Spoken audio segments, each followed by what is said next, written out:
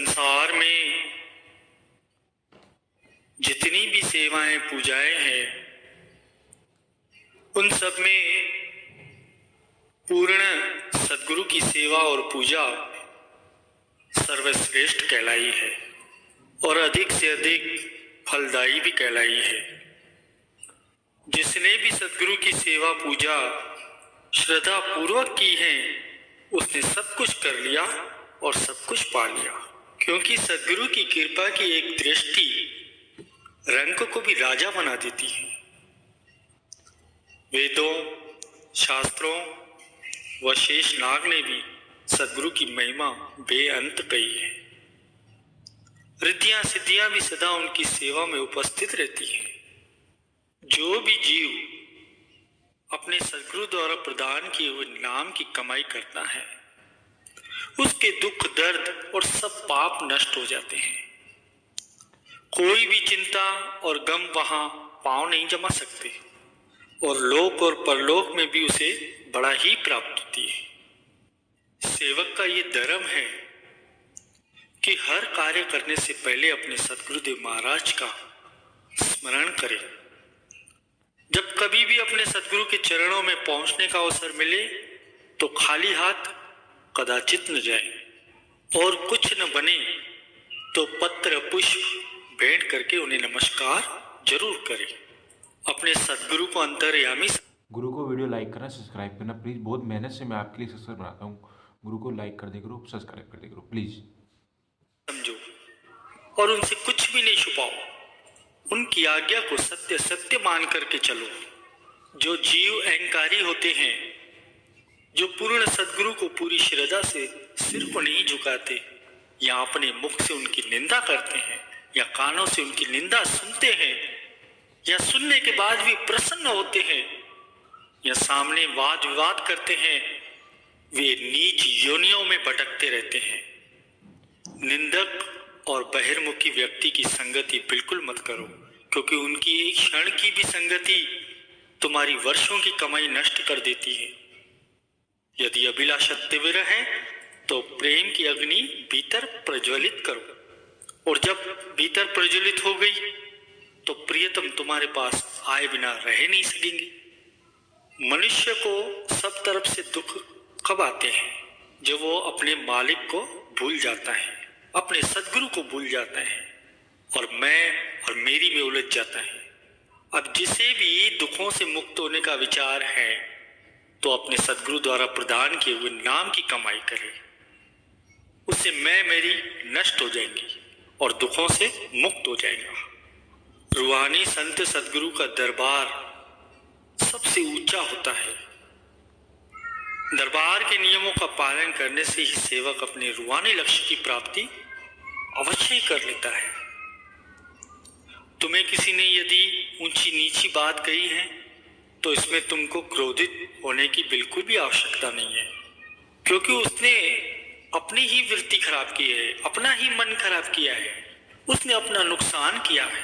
तुम क्रोधित होकर अपना नुकसान मत करो, तुम उसकी बातों को अपने दिल पर मत लो। इससे अच्छा तो समय निकाल कर अपनी आत्मा की उन्नति पर ध्यान दो।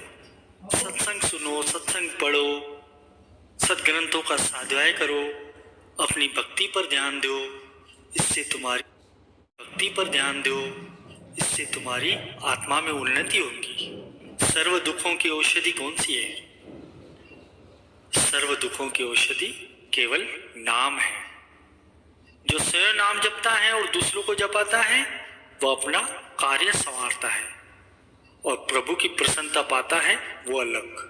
कहते भी हैं कि किसी के पीछे माया और कोई माया के पीछे, कोई माया के मालिक तो कोई माया के दास। सद्गुरु ही सेवक को दास से मालिक बनाते हैं। वे उसके मन के रुख को बदल देते हैं कि जिससे वो भक्ति मार्ग में आगे ही बढ़ते जाए। और यदि भक्ति मार्ग में पग रखा है तो मार्ग में चाहे कितने भी कष्ट आए फिर भी कदम पीछे मत हटाओ। नहीं, ऐसा विचार मन में लाओ, प्रसन्नता से न्योछावर हो जाओ। एक घर में 4 व्यक्ति हैं और प्रत्येक के संस्कार अपने अपने होते हैं। अब धार्मिक विचारों के संबंध में एक दूसरे से जबरदस्ती मत करो, और जिन बातों से तुम्हारा कोई संबंध नहीं है वो सुनो भी मत, वो बोलो भी मत। इससे अच्छा तो एकांत में बैठकर कोई भक्ति की पुस्तक ही पढ़ो, सत्संग पढ़ो। अगर धन की हानि करके भी यदि बुरी संगति से बचा जा सके या इन बातों से बचा जा सके तो बचने का प्रयत्न करो। पैसे गए तो कोई बात नहीं, मन तो खराब नहीं हुआ, वृत्ति तो खराब नहीं हुई, पैसे तो बाद में भी कमा लेंगे। एक बार बुरी संगति में अगर वृत्ति गई तो वो दिनों दिन और बुरी होती जाती है, फिर उसकी गति भी बुरी है।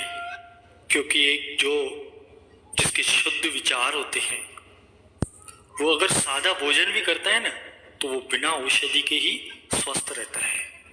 और इसके ठीक विपरीत जो ईर्ष्या करता है, जो जलन रखता है दूसरों से, वो व्यक्ति चाहे कितने भी गरिष्ठ पदार्थ खा ले, चाहे कितनी भी शक्ति वाली औषधि क्यों न खा ले, वो हमेशा ही बीमार रहता है, अस्वस्थ रहता है। जीवन तो हर एक का बीत रहा है, समय किसी की प्रतीक्षा नहीं करता। अब मेन मुद्दा ये है कि जीवन किसके निमित्त व्यतीत हो रहा है। अर्जुन ने मित्र संबंधियों का मोह त्याग कर भगवान श्री कृष्ण के निमित्त जीवन व्यतीत किया, तभी तो उसने बल, नाम और प्रभु की कृपा को प्राप्त किया। और वहीं दूसरी तरफ दुर्योधन ने संसार का मोह रखा, मित्रों का मोह रखा, सारे कार्य उन्हीं के निमित्त किए, तो आज उनका नाम कोई सम्मान पूर्वक लेता है? नहीं ना। अब जब तक ये तुम्हारा मन मान अपमान के कारण सुखी दुखी होते रहता है तब तक स्वयं को सच्चा सेवक मत समझो। सच्चे सेवक की वृत्ति स्वामी में तल्लीन होती है, उसे मान अपमान पता ही नहीं चलता। अब जो बहिर्मुखी व्यक्ति होते हैं वो 1 घंटे में कितनी व्यर्थ बातें करते हैं।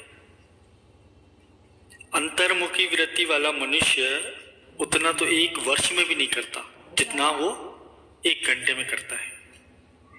जैसे मकड़ी तारों का जाल बुनकर उनमें ही फंसती है, वैसे ही बहिर्मुखी वृत्ति वाला व्यक्ति अपनी ही बातों के जाल में ऐसे फंसता है कि उसका छूटना ही कठिन हो जाता है। इसीलिए जिसे बंधन से मुक्त होने की अभिलाषा है उसे ऐसे संसारी बातों से बचना पड़ेगा, तभी तो तुम बंधन से मुक्त हो सकोगे। तुम केवल परमार्थ करो, स्वार्थ बिल्कुल मत करो, क्योंकि परमार्थ तुम्हें ऊंचा उठाएगा और वहीं स्वार्थ तुम्हें नीचे गिराएगा। वह व्यक्ति हमेशा ही दुखी रहता है। जो अपने से अधिक जो गुणवान व्यक्ति रहते ना उनसे ईर्ष्या करता है, उनसे जलता है, परंतु ये खुद नहीं सोचता कि मुझे भी ऐसा गुणवान बनना चाहिए, प्रयत्न करना चाहिए बनने का, क्योंकि इनकी भीतरी आंख बंद होती है।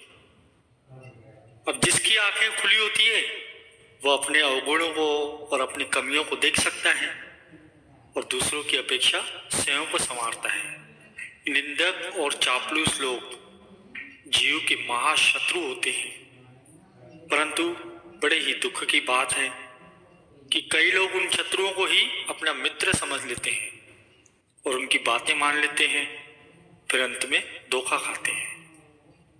और जो वास्तविक मित्र होते हैं, जो सच्चे मित्र होते हैं, उनसे मुख मोड़ लेते हैं।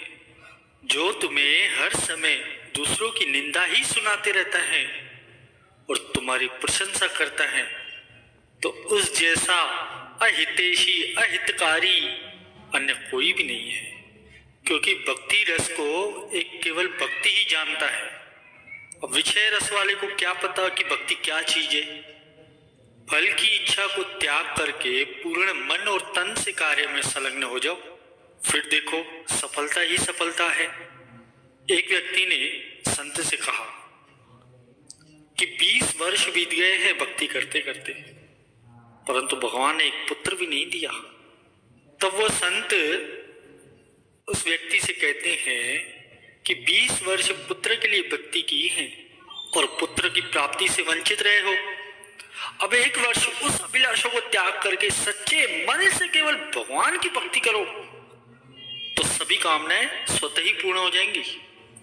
जो सदगुरु की सेवा या प्रार्थना में प्रेम से पूर्ण मन लगाएगा तो उसका मन प्रेम विहीन से गुरु को वीडियो लाइक करना, सब्सक्राइब करना प्लीज़।